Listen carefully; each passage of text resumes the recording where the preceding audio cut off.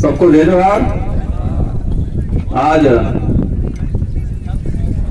एक हमारे भाई कैलाश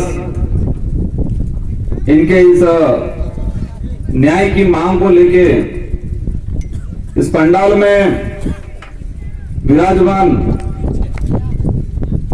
हमारे भील समूह के गणवीर माताएं बहनें, साथ ही हमारे बीच में एससी समुदाय के भाई और हो सकता है अपनी मानवता को जिंदा रखते हुए कैलाश भाई भील के समर्थन में आए हुए कोई अन्य साथी भी। ये एक आज जो कार्यक्रम हो रहा है, ये कार्यक्रम एक दुख की घड़ी में उस भाई के न्याय को लेके और न्याय को लेके समाज से तब उतरता है जब हमारे देश के अंदर का जो संविधान है और संविधान में जो न्याय व्यवस्था है, कानून व्यवस्था है, और जब ये न्याय व्यवस्था और कानून व्यवस्था उस पे राजनेताओं द्वारा कंट्रोल हो जाता है और किसी व्यक्ति को न्याय नहीं मिलता है, तब हमारा समाज आके खड़ा रहता है।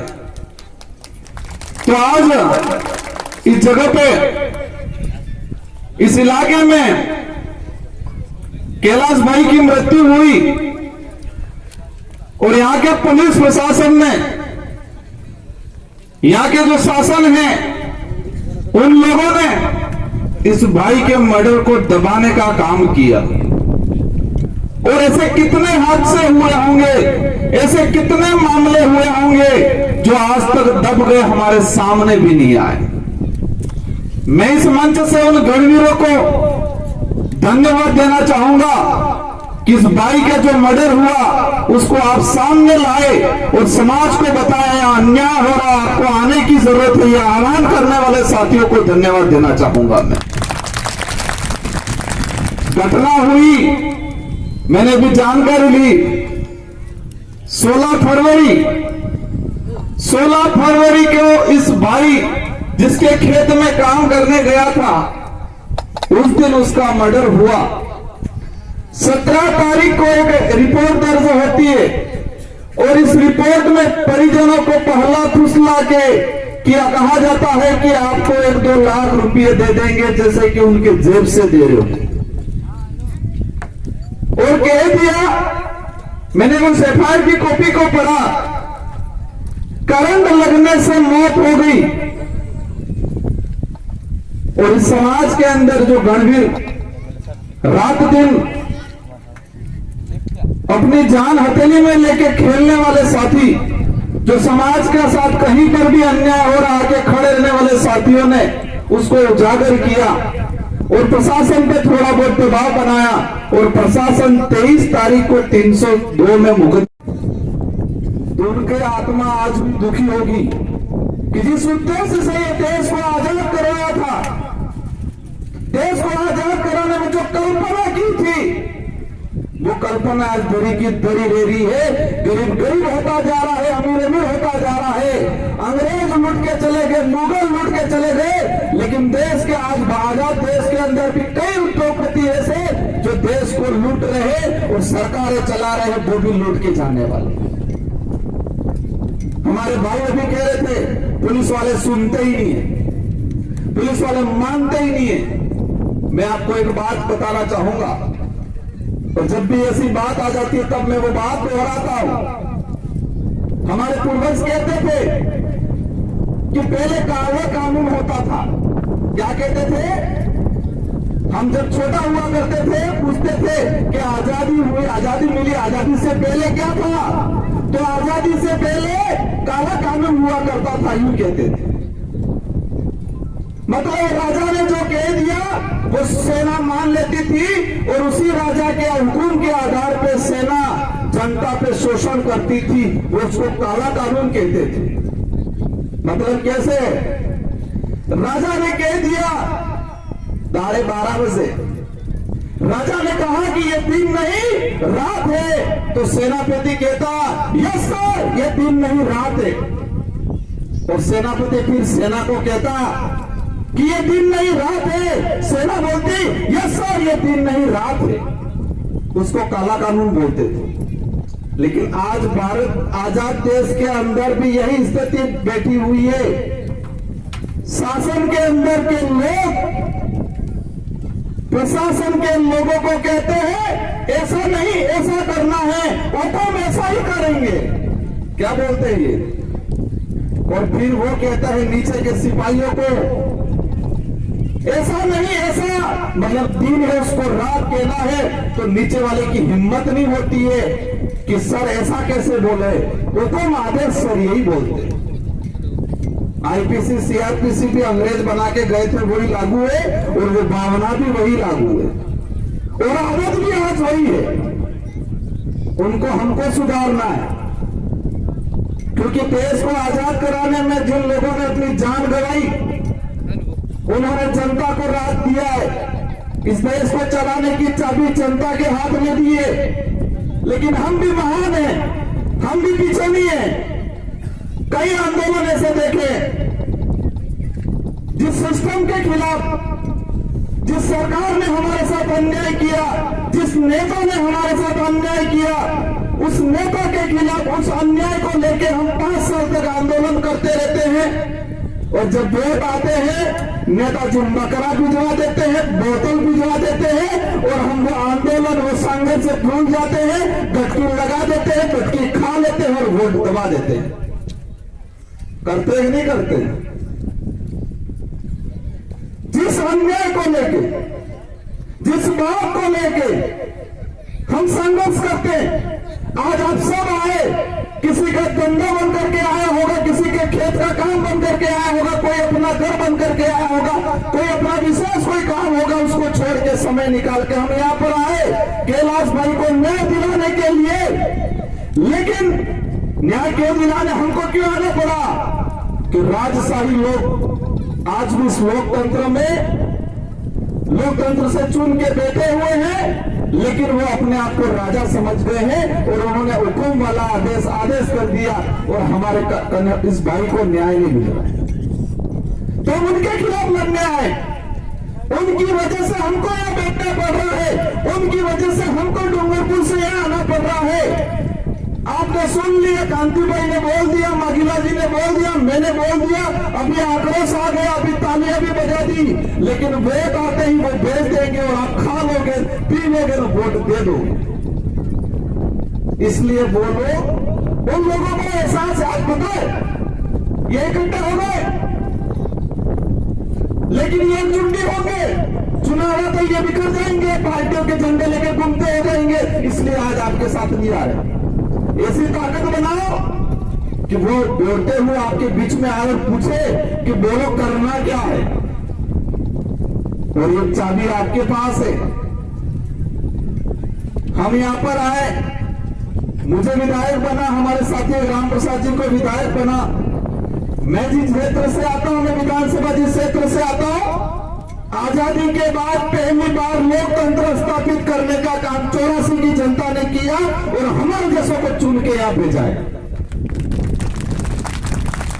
क्या बोला मैंने?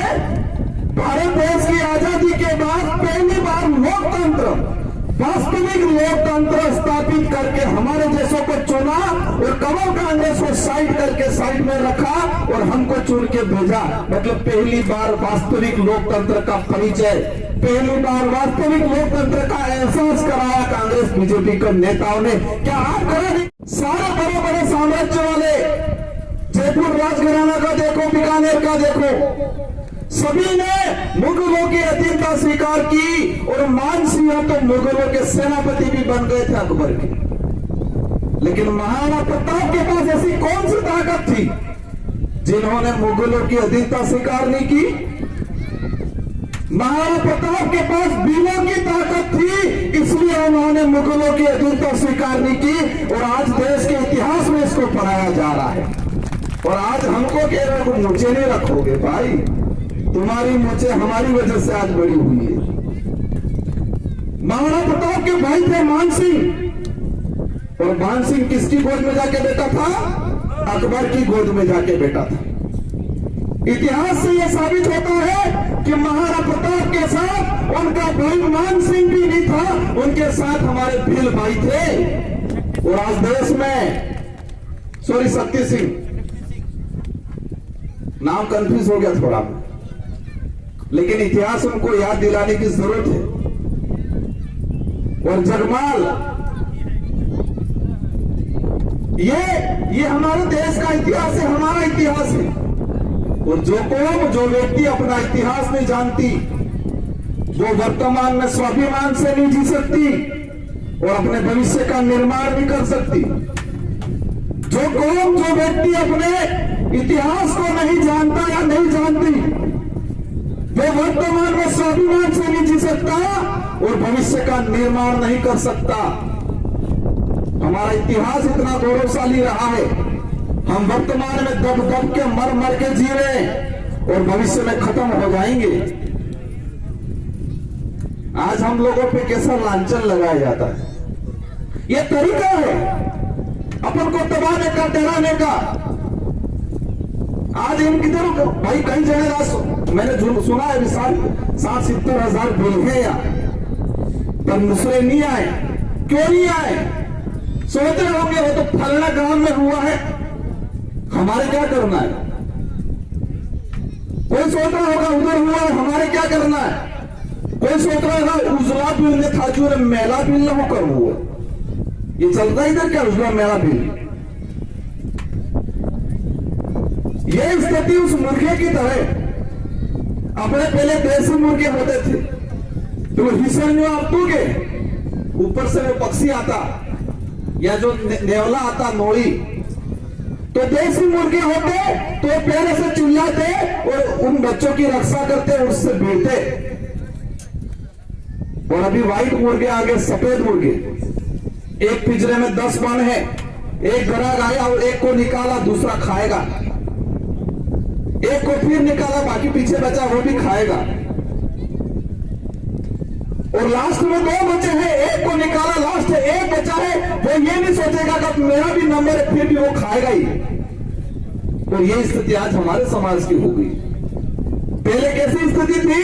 एक पे आपत्ति आई सब खड़े होते थे, और आज कैसी स्थिति हो गई है? पहले सफेद मुर्गा और जूने, इसको हो रहा है, मेरे क्या पड़ी है, ये स्थिति बन गई है। अभी भी वक्त है, चिंता मत करो, एकजुट हो जाओ, और नहीं तो वो मुर्गे की तरह सब की बारी बारी से नंबर आएगा। हमें किसी से लड़ाई नहीं है, किसी धर्म, किसी जात से, किसी व्यक्ति से कोई लड़ाई नहीं है। जो हमारे साथ अन्याय करेगा, जो हमारे हक अधिकारों को मारेगा, जो हमारे साथ छुआछूत करेगा, जो हमारे स्वाभिमान के साथ खिलवाड़ करेगा, उसकी टांगे जरूर खड़ी करेंगे हम लोग। आदिवासी समाज जितना स्वाभिमानी है, आदिवासी समाज जितना दयालु है, इतिहास उठा के देख लो, किसी पन्ने पे ये नहीं मिलेगा कि आदिवासी समाज ने किसी गरीब का, किसी कमजोर का शोषण किया, किसी कमजोर पे अत्याचार किया। ये इतिहास के किसी पन्ने पे नहीं मिलेगा, हर वर्ग का मिल जाएगा। कांति भाई ने बताया, मैंने विधानसभा में क्वेश्चन लगा के निकाला, राजस्थान के अंदर कितने गोलियों पे उतार के ST-SC के दूल्हों को रोका, मारा। कहां से किया, कहां से मिलता है पता है? उदयपुर से इधर जालोर, उधर बाड़मेर, ये चित्तौड़ आपके राजसभा इधर मिलता है। SC के भाई आए, वो कान खोल के सुन लेना। डूंगरपुर, बांसवाड़ा, प्रतापगढ़, उदयपुर का उस इलाके में एक केस ऐसा नहीं मिलेगा कि उनको गोली से उतार के मारा हो, ऐसा एक केस नहीं मिलेगा। हमारे समाज की जो भावना है, अतिथि देवो भव, कई बार ये सरकारी गाड़ियों पर लगा रहता है। हमारे कई जगह विदेश में हमारे देश के नेता जाते हैं, उनको जो बुलाते हैं उनका रिप्रेजेंट होता है, उससे पहले संचालक जो होता है वो कहता है उस महान देश से आया है ये अतिथि, जिसमें अतिथि देवो भव, मतलब अतिथि को भगवान मानने वाले देश से आए हुए हैं ये। और ये सत्य आदिवासी समाज के अंदर मिलता है, कहीं और नहीं मिलता है। ये कैसे? हमारा आदिवासी बाहुल्य क्षेत्र है, अगर एक कलाल आदमी आके रहेगा तो पूरे गांव वाले उसको सहयोग करेंगे। कोई एक एससी का किसी भी वर्ग का कोई आदमी आएगा उसको और मदद करेंगे। लेकिन दूसरे समाज में जाओ, कोई 4-5 बिलों के घर होंगे तो उसको रोज मारपीट करेंगे, रोज उसके साथ खिलवाड़ करेंगे। तो अतिथि देवो भव शब्द क्या किस देश में? भारत देश में। भारत देश में किस समाज में मिलता है? आदिवासी समाज में मिलता है। ये आदिवासी समाज ने किसी कमजोर, किसी गरीब, किसी शोषित या अकेले व्यक्ति पे आज तक अत्याचार अन्याय नहीं किया है। लेकिन हमारे भाइयों के साथ हर बार अन्याय, हर बार अत्याचार, हर बार भेदभाव होता गया है। लेकिन अब ये अतिथि देवो भवनी एवं उल्टू करना पड़ेगा। आया हमने उनको मान सम्मान दिया। देश का इतिहास उठा के देख लो। देश के अंदर मुगल आए, इससे पहले हूण आए, कुषाण आए, शक आए, आर्य आए, सबसे लड़ा आदिवासी समाज। क्यों लड़ा? अपना अस्तित्व बचाने के लिए। फिर भी कई बार कहा तुम रहो शांति से, हम इधर खिंचक जाते। लेकिन अब ये लड़ाई हथियारों की नहीं रही है, अब ये लड़ाई कलम की रही है, संविधान की रही है। ये लड़ाई कलम से लड़ी जाएगी, उस समय तीर कमानों से लड़ ली थी, आज कलम से लड़नी पड़ेगी, शिक्षा से लड़नी पड़ेगी। वकील तैयार करो, IAS RS अधिकारी तैयार करो, पढ़ाई पे ध्यान दो। अगर इस पे हमने ध्यान नहीं दिया तो एक प्राण लेके ले लो, भूखे मर जाएंगे चलेंगे, लेकिन किसी को 1 इंच जमीन बेचेंगे नहीं, ये प्राण लेना पड़ेगा आप लोगों को। आज सुनने में आ रहा है इधर बहुत जमीनें बेचते, जमीन बेच बेच के दारू पी रहे, सुनने में आ रहा है। सही बात नहीं है? सही बात। भीगों का खून हो रहा है, मुझे भीड़ के खून हो तो आज प्रण लो कि हम भूखे मर जाएंगे चलेगा, लेकिन जमीन नहीं बेचेंगे। कितने जने हाथ खड़े करो देगा। Very good. एक फोटो लेके रखना, ध्यान रखना फिल्म में से कौन बेचता है। ये हर इलाके में हो रहा है। आदमी को कमजोर किया जाता है, दारू पिया जाता है, पिलाया जाता है। आज से प्रण लेना है कि भूखे मर जाएंगे चलेंगे, लेकिन जमीन नहीं बेचेंगे। और अगर 1 बीघा बेच भी दी है तो 10 बीघा लेंगे। ऐसा मजबूत बनना है हम लोगों को। देश का सुप्रीम कोर्ट का जजमेंट कह रहा है कि आदिवासी समाज देश का मालिक है और हम यहाँ दारू पी पी के खत्म हो रहे हैं, किसी के साथ अन्याय हो रहा है, हम दूर भाग रहे हैं। बहुत समय हो गया है। मैं इस मंच के माध्यम से ऐसे 84 विधायक होने के नाते मैं राजस्थान के मुख्यमंत्री जी से अनुरोध करूंगा और मैं पत्र भी लिखूंगा पूरे एविडेंस के साथ कि इस भाई को न्याय मिले। अगर न्याय नहीं मिलता है, जो मुलजिम है, जिसके खेत में FIR में लिखा है अज्ञात व्यक्ति ने और दूसरी FIR में लिखा है उसके खेत में इसकी मोटर पे जल गया, तो जिसके खेत में काम कर रहा था, यह पहली घटना नहीं है। जालौर में भी यह घटना हुई। एक बच्ची खेत में काम करने गई, उसके साथ बलात्कार हुआ, उसने विरोध किया तो लाइट का करंट जा रहा था, उसको चिपका दे, उसको मार डाला। ये पहली घटना नहीं, ये करंट दर्द शो करने की राजस्थान के अंदर 2 से 3 घटना हुई है मेरी जानकारी में। तो इस भाई को जब तक न्याय नहीं मिलेगा